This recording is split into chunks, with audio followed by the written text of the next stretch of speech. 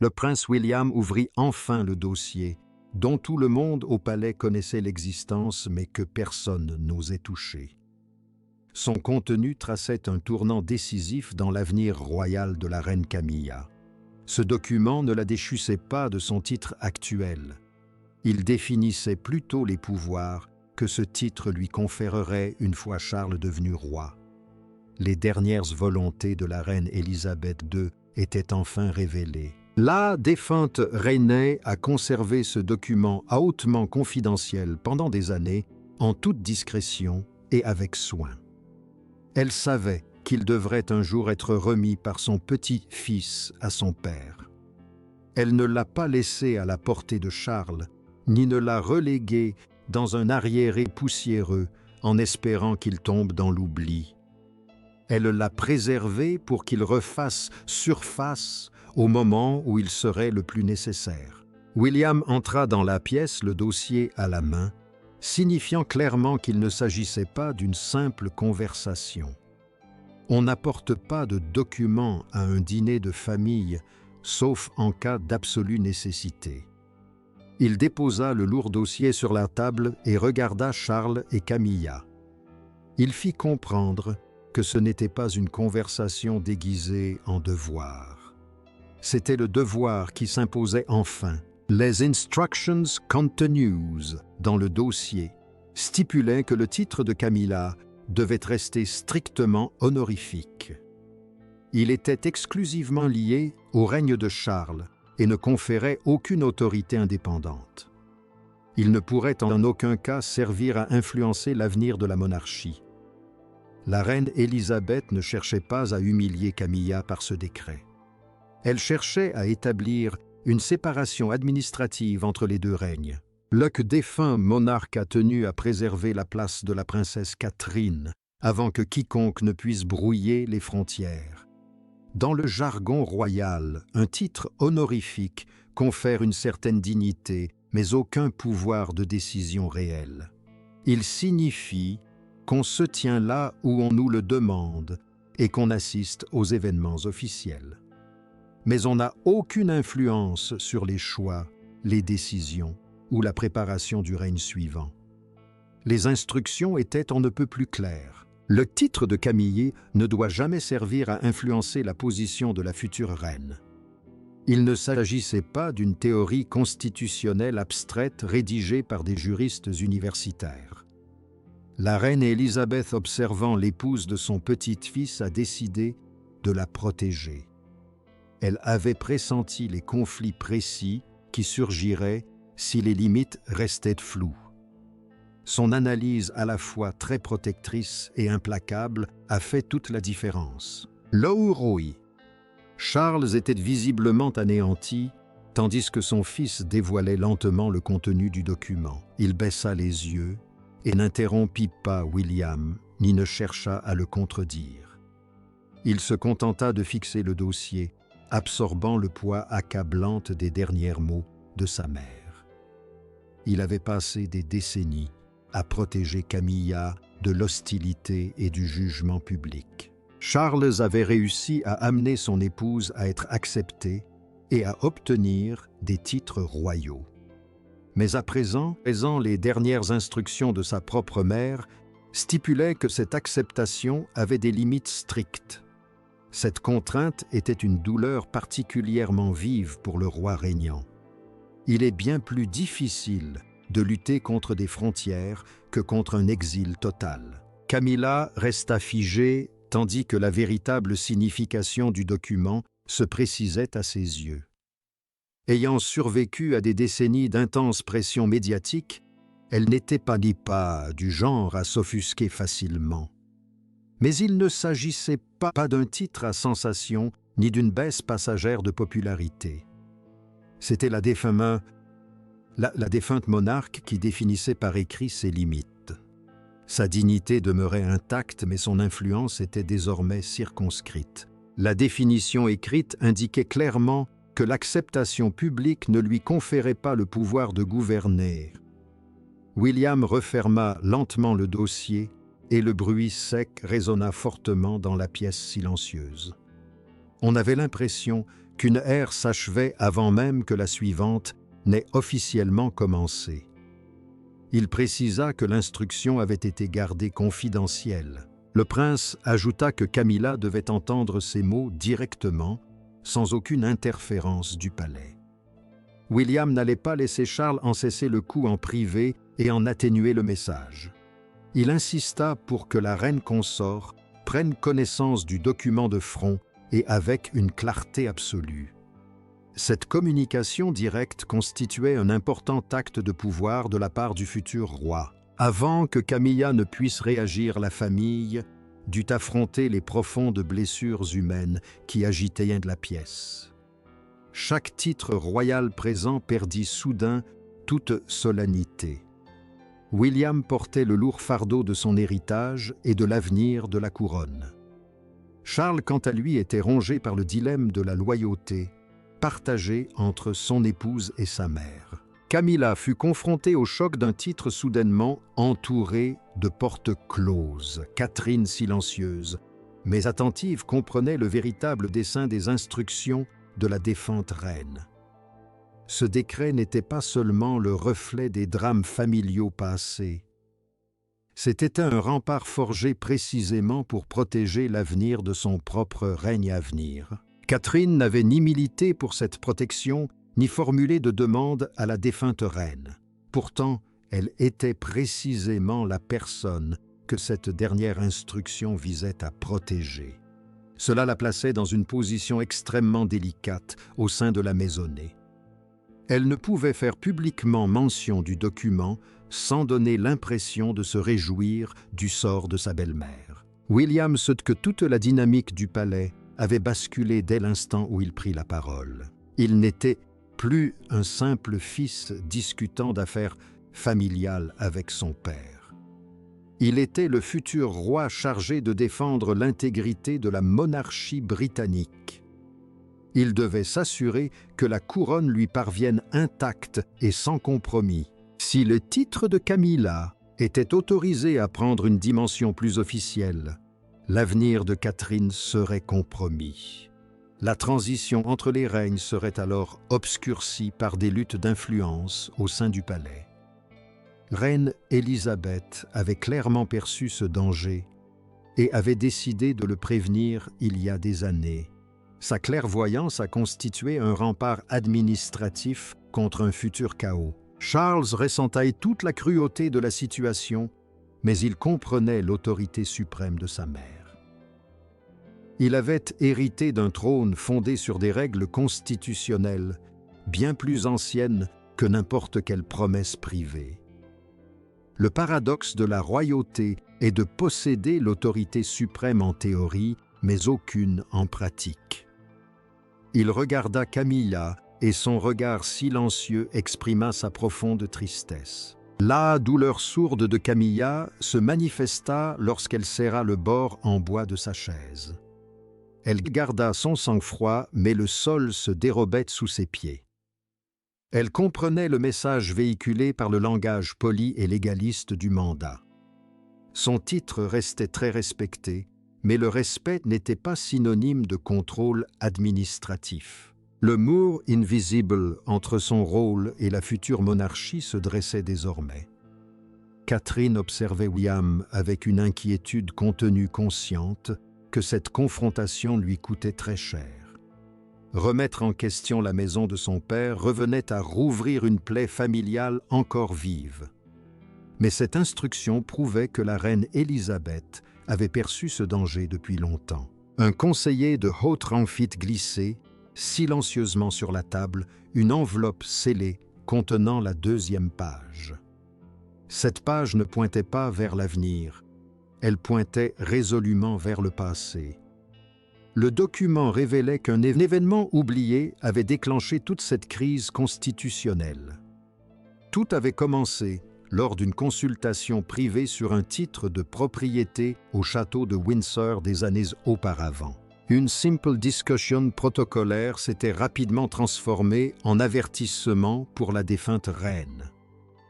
Une consultation sur les titres détermine l'usage des noms et grades royaux dans la vie officielle.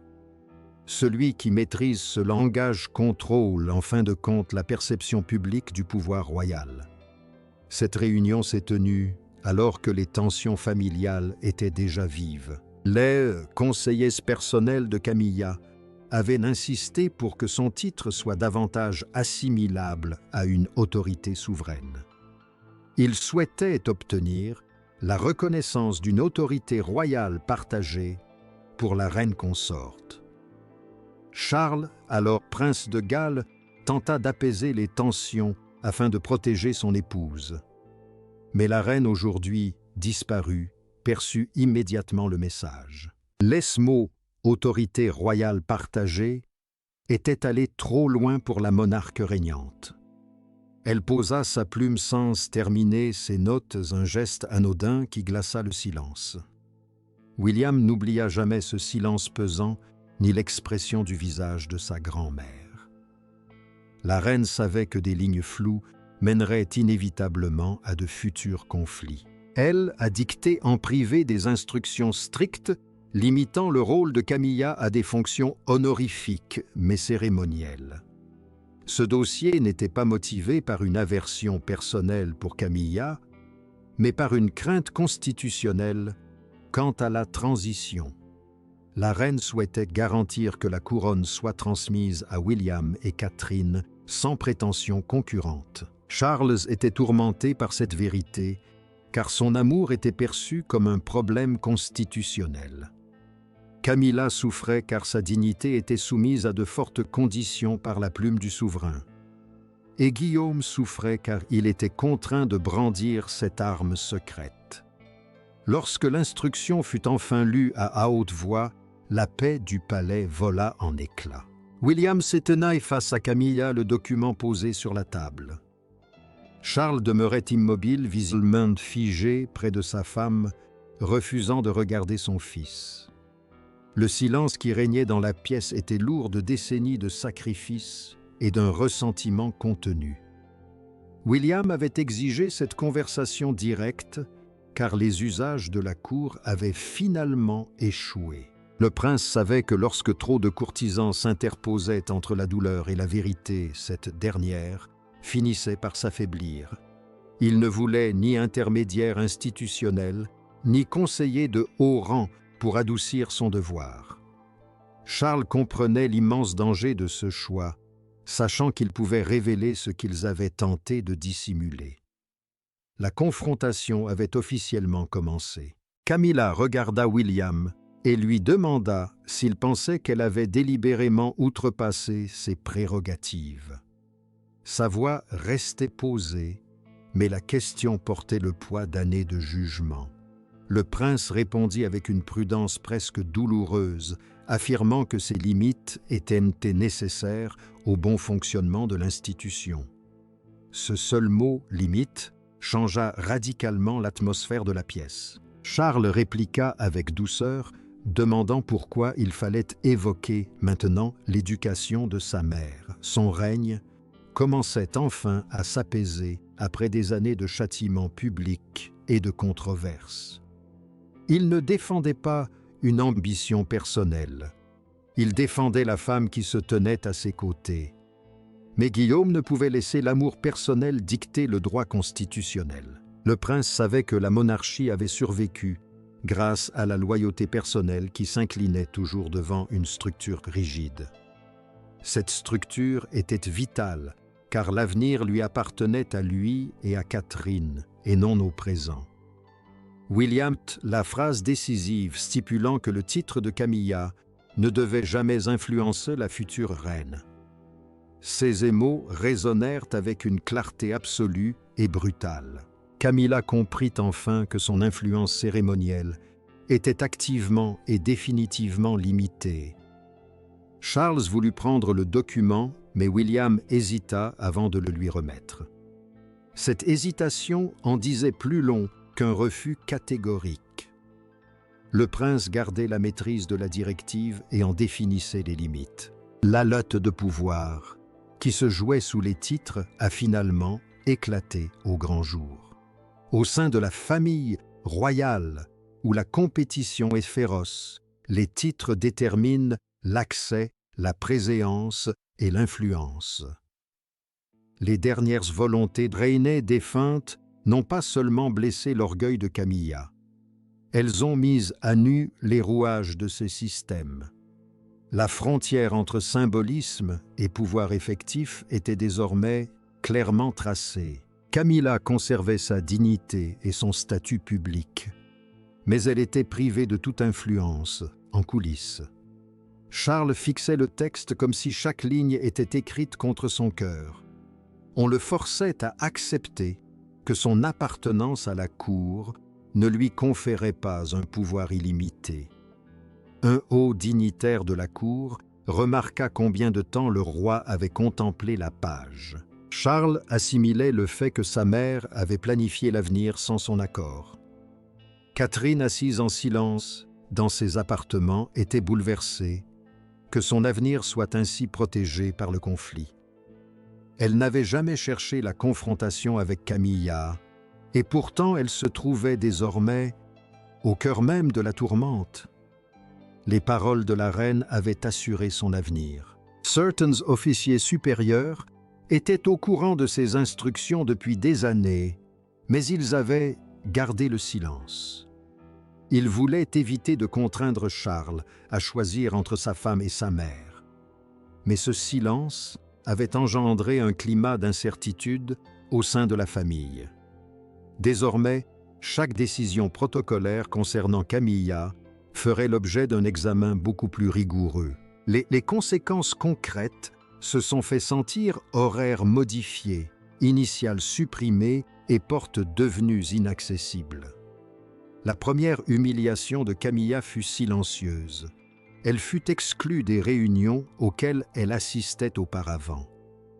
Ébranlés par ce changement, les membres du personnel adoptèrent discrètement des formats plus courts pour les réunions d'information. Cette simple phrase avait la force d'une insulte publique. Locke Cabinet de William qualifia cette mesure de clarification, mais le personnel du palais comprit qu'il s'agissait d'une opération de confinement active. Les protocoles cérémoniels étaient modifiés dès lors que le titre de Camilla touchait au symbole de la future succession. Charles ne prit pas cela à la légère et claqua son dossier devant ses aides.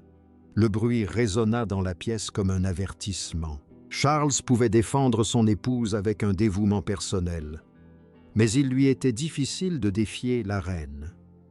Il savait que s'opposer à ses dernières volontés affaiblirait la couronne qu'il avait héritée. Camilla voyait son titre conservé, mais le langage qui l'entourait perdait de son influence.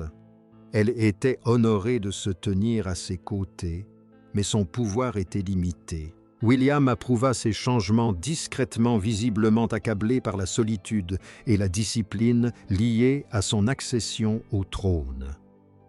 La crise exigeait désormais une conversation franche et privée pour éviter l'éclatement de la famille. William et Charles se firent en face, sans conseiller, prêts à affronter l'ombre de la défunte reine. La bataille pour les titres prit une tournure personnelle. Guillaume ne voulait pas d'interprète pour ses paroles, et Charles y consentit, car le silence avait causé du tort. Charles admit avec une rare douceur qu'il se sentait tiraillé entre sa femme et sa mère. Cette confession bouleversa Guillaume humanisant, soudain les règles rigides de la monarchie. Il confia à son père qu'il s'agissait de le protéger. William avait besoin que son père comprenne qu'il ne s'agissait pas d'une vengeance personnelle contre Camilla, mais de garantir la continuité de la succession pour la génération suivante. Charles finit par accepter que cette instruction était réelle contraignante et faisait autorité. Père et fils parvinrent à un accord fragile pour éviter l'effondrement du palais. Au matin, l'information avait fuité et les unes des journaux révélaient la vérité. Un grand quotidien titrait la dernière parole de la reine, établissant clairement les limites de son rôle. Les médias ont immédiatement présenté cette révélation comme une clarification historique du rôle restreint de Camilla. Le public comprenait désormais que la défunte monarque avait veillé à l'avenir. Camilla aperçut la une au petit déjeuner, la plia une fois et la laissa intacte. La blessure intime était devenue publique et Charles en fut profondément affecté. Il avait tenté de la protéger, mais le décret du souverain avait révélé sa vulnérabilité. Les officiels du palais publièrent un communiqué officiel confirmant que les précédents seraient respectés. Au final, les dernières volontés de la reine n'ont pas détruit la monarchie. Elles ont tracé une ligne définitive entre l'affection personnelle et l'autorité constitutionnelle. William a prouvé qu'il défendrait ses limites et Charles en a payé le prix émotionnel. Camilla a appris que l'honneur sans autorité suprême est certes un respect, mais jamais un commandement.